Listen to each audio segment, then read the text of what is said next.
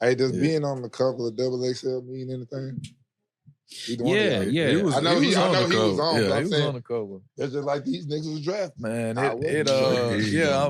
I'll speak from your end. Yeah. At the time for me, it was like a chip on my shoulder because it was more. I don't know. I'm really detached from the standards of the rap game now as we becoming like elder statesmen, vets, and otherwise. So I look at it different. But at that time, I can remember a couple of them years like feeling slighted because I was starting to like break through in like an independent way, or shit was changing for me and I could tell. Yeah. You know what I'm saying? Doing more fanfare, doing more shows.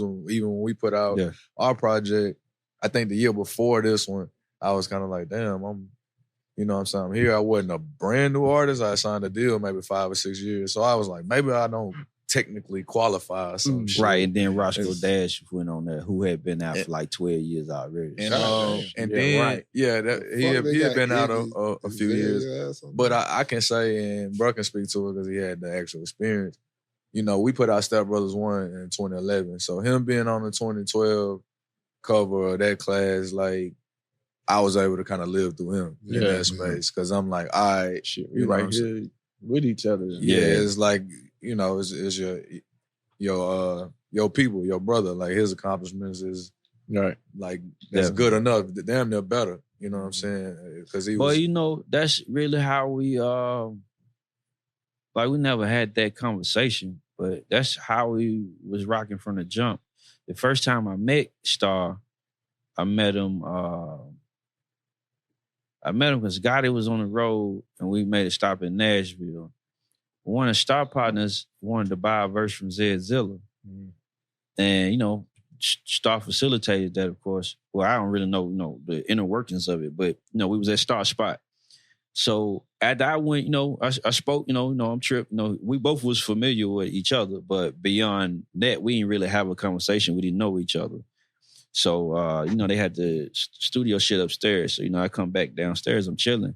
And after a while, I want to say Shoot was the one that came and got me. I'm not sure. Probably. But Star people came and got me. It was like, you know, homeboy want to get a verse from you too.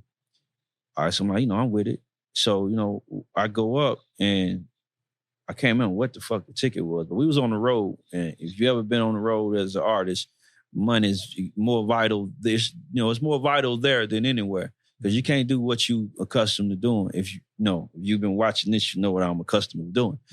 But either way, so, you know, I go up and Star Homeboy paid me for a verse. And I can't remember the conversation, but basically, he had never heard of me. So, you know, I was puzzled, like, how you buy a verse from me you never heard of? That is wild. And then I had found out Star, I don't know if he played on music or what, but Star pretty much brokered that. He pretty much, suggested or encouraged him to know that it would be a good idea to have a verse from me too. And like I said, I had just met Star that night. I didn't know shit. I didn't know the nigga real name, let alone know him. But you know, our first encounter, he was looking out for me, a person he didn't know. Yeah. And then, you know, we kind of been like that every step of the way with just about everything. I mean, Letter to My Son, before it got on anything physical, it was on one of Star tapes. I don't remember the name of it. Like a beach chair or some shit. Terminator Gold 60. Right. I'm surprised he ain't have it on the screen already. So and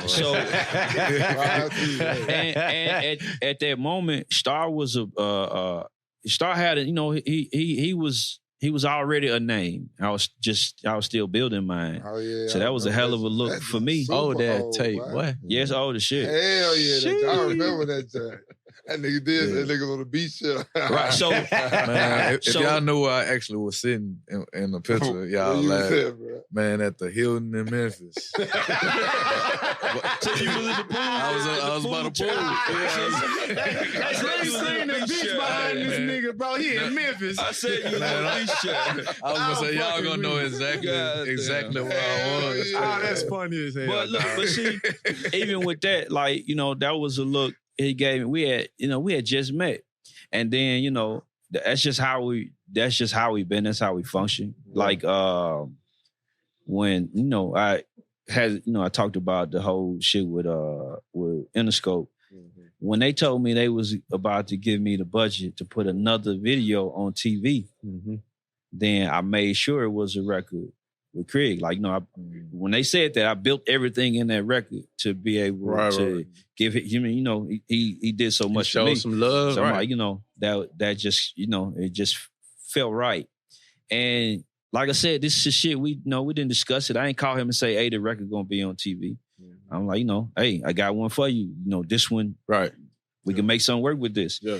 And it just worked out. And, from every step of the way, I think, at some point, like I said, we went from being Trip and Star to, Chris and Jermaine. Like, it's, the music camaraderie has always been there, but it created a real life bond. Yeah. So, it's far beyond what music could ever be. And, with that shit, the XXL cover, when they sound really like being around a lot of people. So when we was doing the XXL cover, I extended myself to every person that was involved. Okay. I don't like to shit on people, so I won't speak of any of the negative shit that happened because I'm just not in the business of doing so. But like I said, I extended myself because and I don't know why rap music is this way, but in rap music, if I'm a fan of your shit, I'm not supposed to see it. I don't get it. That's weird. But that's just how it is. Now it's about flowers, but even that is not. That ain't massive. Yeah. And in real time, you could know his shit, fuck with his shit, and you will pretend like you don't even see him in the room. That's just how niggas function. I don't get it. But, we doing this cover, and I don't know how many people was just on that cover. But, it's all these people and they entourages. Yeah. I don't move around with a whole bunch of people. So, just about everybody's got fucking 14 people with them. Yeah. And, again, I won't say who wasn't, in a, I don't know how. Some of the people didn't want in politics. I'll say that. Some of them were so... They was there to get that shit and get in. Well, it was a lot of egos in the room. Yeah. Now, a lot of them, moved to be bigger people, but at that moment they really wasn't. But a lot of them acted like they were already. So that was the vibe. And with certain people, like, man, when I sat down, I thought Danny Brown and Hopsin, they was the weirdest two niggas I saw in there. And we all judge a book by its cover. It's human nature. So when I step in this spot, I see them and I'm like, man, these niggas is fucking crazy. Hopsin had like fucking cat contacts or some shit. He had some contacts where his pupil was like a fucking dot. Oh yeah.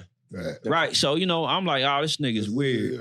Yeah. And then my boy Danny Brown had like half of his hair. Yeah. Right. Yeah. And he had the tooth missing and he was dressed crazy as hell. Right. And I was like, oh man, these niggas is weird. And then look, but see, wow. This the crazy thing about it though, right? God, too. That shit, it was for like a couple months, the whole little campaign. Okay. So, my first initial meeting of them, I was like, man, these niggas is weird. So, I was really mostly to myself after I extended myself to everybody. Yeah. But throughout all of the shit, those was the two niggas that was the most down to earth. Yeah. I had I wound up doing like a festival and I wound up on a ticket with Hopsin. Okay. And when we saw each other, we greeted each other. He was proud to see me there. I was proud to see him there. We had only met once before this, before that. And then same thing with Danny Brown. Like the more time I spent with him, I'm like, okay, these niggas is different. Not, I still think they're weird, but I think it's not a bad weird. I think that any person that isn't weird is trying too hard. Okay. Because in real time, we all got those significant things that make us different than other people. Yeah. The thing is, are you comfortable enough displaying what that different thing is? And for them, I went from feeling like they was the weirdest motherfuckers in the room to feeling like they were the most genuine people in the room because they wasn't afraid to be who they were. Right. And from that, like, you know, I still see Hopsin shit. I still support Hopsin and Danny Brown the same way. Then I called, I got Danny Brown on a record with me and Star, as a matter of fact. Gold. It's called something gold. I don't know. I'm sorry. Dip me in gold, 14 karat gold, something with some gold. There we go. It's just called gold. Yeah, see? Just gold. Told you I know things, man.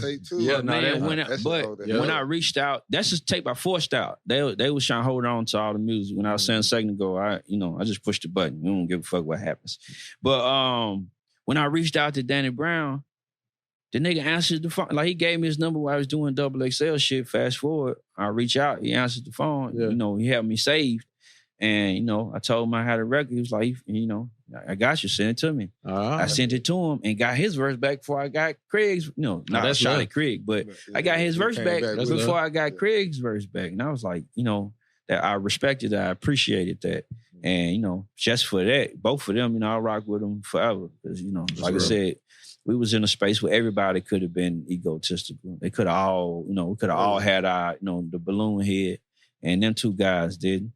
And matter of fact, me and Hopsin spent about 2 hours straight with each other signing autographs. You know, we sitting at the table when they give you this big ass stack of posters to sign. Panini.